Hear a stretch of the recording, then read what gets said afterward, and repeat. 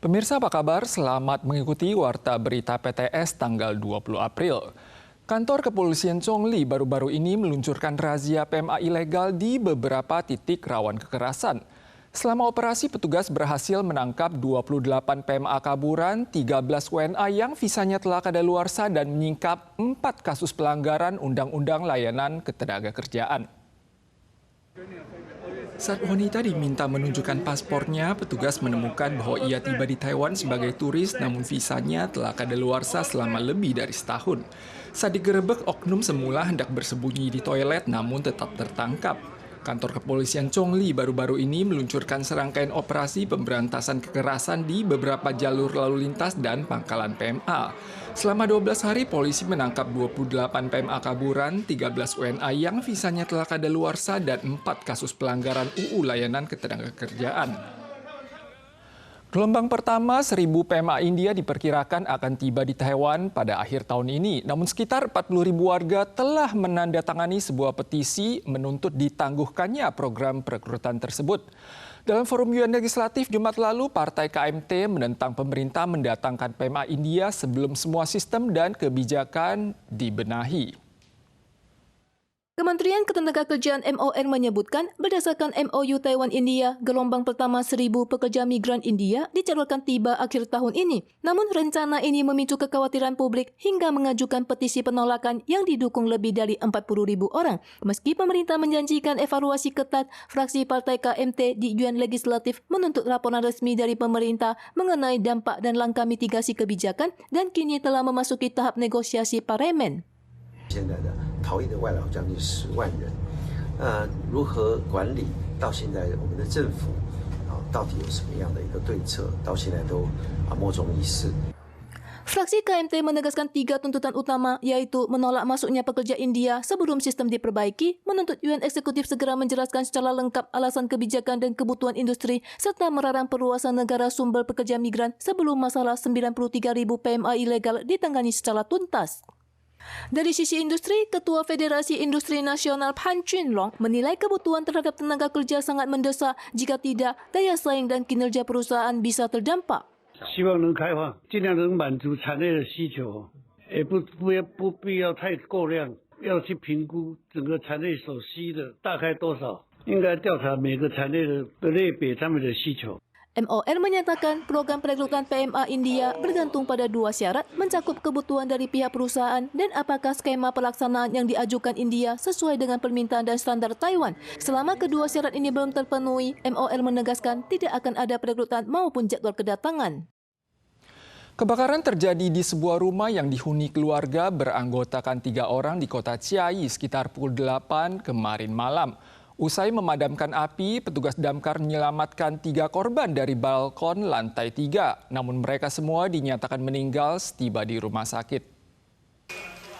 Api melalap sebuah rumah di dalam Gang Taya Road, Distrik Timur, Kota Chiayi tanggal 19 pukul 8 malam.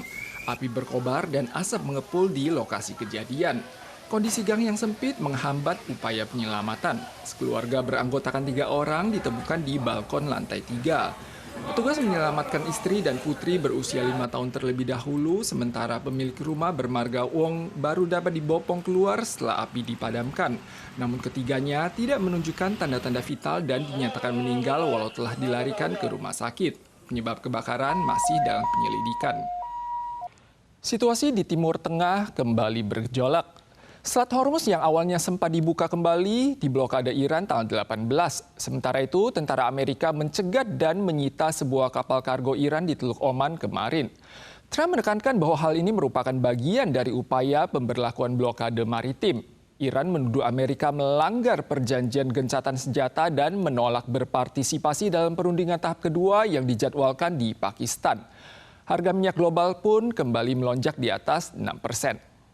Komando Pusat Amerika Serikat merilis rekaman pencegatan kapal kargo Iran oleh kapal perusahaan Amerika. Setelah bersih tegang selama 6 jam dan beberapa peringatan diabaikan, militer AS menembaki ruang mesin kapal lalu mengerahkan pasukan marinir naik dan menyita kapal. Donald Trump mengonfirmasi kejadian ini dan menyebut kapal tersebut telah masuk daftar sanksi karena aktivitas ilegal sebelumnya.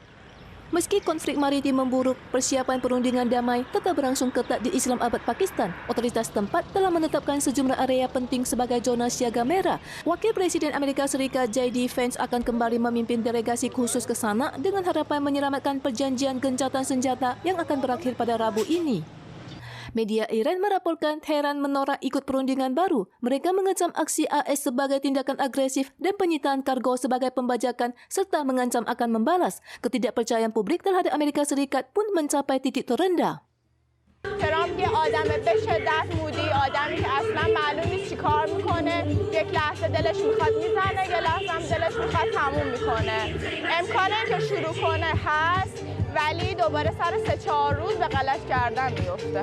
Penutupan kembali Selat Hormuz mendorong harga minyak dunia naik lebih dari 6%. Menjelang berakhirnya masa gencatan senjata pada hari Rabu, Trump mengeluarkan ultimatum yang mengancam akan menghancurkan seluruh pembangkit listrik dan jembatan di Iran jika perundingan gagal. Latihan militer Balikatan 2026 antara Amerika dan Filipina yang diluncurkan di Laut Tiongkok Selatan pada hari ini diikuti oleh 7 negara partisipan dan 17 negara pengamat. Jepang juga mengirim pasukan tempurnya, namun kapal perang Jepang JSIK Jushi yang menuju lokasi latihan dengan melintasi Selat Taiwan pada Jumat lalu telah menuai kritik dari Tiongkok. Latihan militer Balikatan 2026 dimulai hari ini 20 April di Laut Tiongkok Selatan yang melibatkan 7 negara termasuk Australia dan Perancis.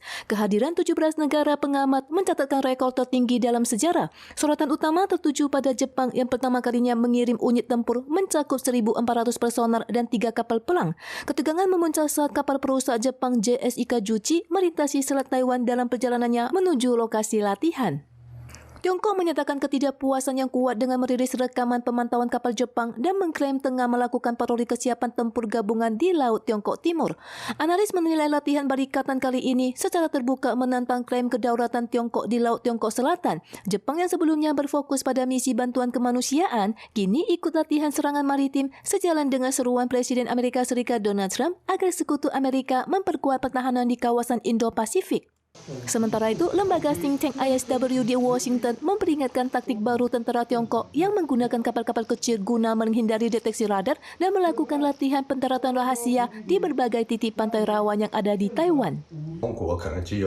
快艇输送特战人员、情报人员，渗透进入台湾遂行破坏，或者是各种心理战的这种特种作战手法。 Laporan menyebutkan pantai Pali dan Tan Shui di utara sebagai titik pendaratan yang paling rentan. Menanggapi ancaman tersebut, militer Taiwan telah memasang rantai penghalang dalam latihan Han Kuang serta melakukan simulasi peledakan tahun lalu guna menghalau serangan mendadak pasukan Tiongkok. Pemirsa sekalian, sekian Warta Berita dari PTS. Kita sual lagi di lain kesempatan. Sampai jumpa.